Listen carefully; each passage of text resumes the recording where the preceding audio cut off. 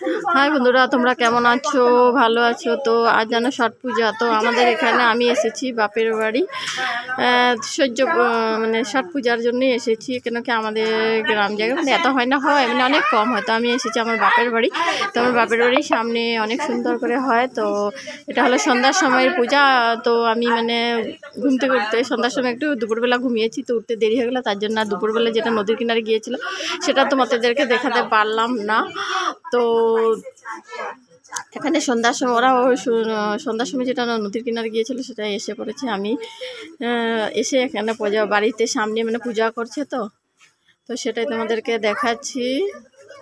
এই দেখো, তো সবাই পাড়ার সবাই এখানে প্রদীপ জ্বালিয়েছে, আমিও জ্বালিয়েছি।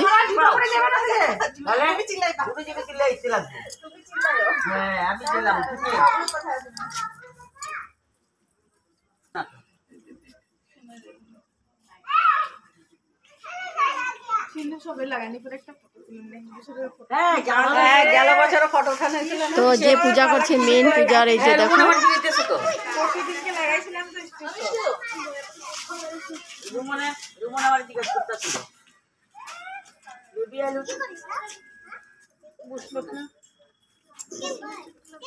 আমি তোমার আগে দাঁড়াইছি।